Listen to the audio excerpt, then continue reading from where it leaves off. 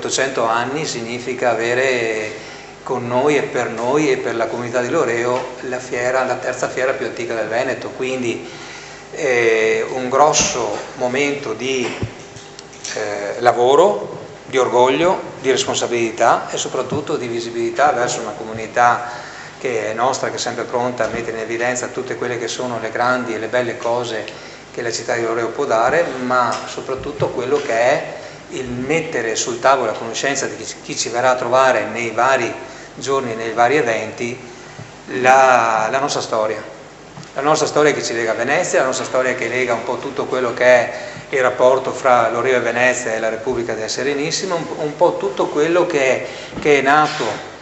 da diversi anni, perché non è che ci siamo inventati ieri mattina o un mese scorso, che sono 800 anni. Castro Mauretti anni fa, insieme a dei collaboratori con l'Archivio Storico di Venezia, hanno scovato, chiamiamo così, dei documenti che ci hanno fatto capire, hanno messo a conoscenza di tutti che oggi possiamo sancire che il 29 di settembre di quest'anno saremo a 800 anni di storia della Fiera di Loreo. È un'emozione grande essere qui a presentare questa 800esima antica Sagra di San Michele di Loreo. E io vorrei ringraziare tutti i volontari, perché dietro a tutto questo grande lavoro c'è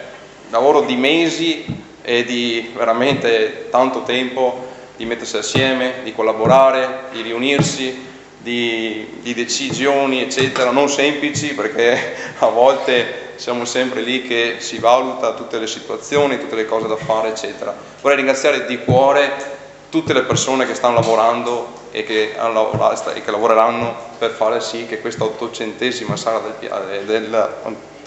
antica Sagra di San Michele sia memorabile, perché veramente sarà un evento memorabile che rimarrà nella storia di Loreo, e veramente un grazie a tutti. Invece abbiamo dato alla stampa questo libricino, un libricino che vede la collaborazione di un noto e bravo fotografo loredano, Francesco Lazzarato, poi di un geologo sempre loredano, Daniele Bergantin, che da sempre si è occupato di questo giovane territorio, di un archivista, giovane archivista, Luca Cattin, che si è preoccupato di andare a verificare presso gli archivi della Serenissima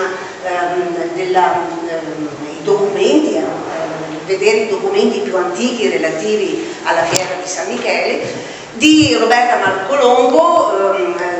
preparata molto in geostoria del territorio, che ha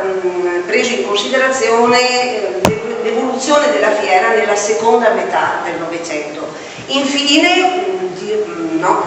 Andrea Bellato, ex giornalista, un personaggio che colleziona tutto sul Loreo, e abbiamo lavorato durante i mesi estivi e ci siamo un po' incontrati un po' da uno, un po' dall'altro eccetera, e alla fine abbiamo raggiunto questo risultato. È dignitoso, qualcosa di dignitoso. In 2 mesi sfido chiunque a fare qualcosa di più. In più c'è stato Walter Bordina che ha cercato di mettere giù questi articoli che noi avevamo fatto. Io personalmente, da storica, io sono sempre stata insegnante di storia e quindi mi sono preoccupata dell'aspetto storico delle fiere, fin dalla loro origine nel basso medioevo, cioè poco dopo l'anno 1000, e in particolare dell'origine della fiera di Loreo. Alla fine abbiamo raggiunto questo risultato e ne siamo abbastanza fieri, potevamo fare di più, potevamo fare meglio, però abbiamo pensato semplicemente di attraversare questi 8 secoli di storia scegliendo dei testi e delle immagini che fossero un po' nuove e che aiutassero a capire il valore di questa fiera.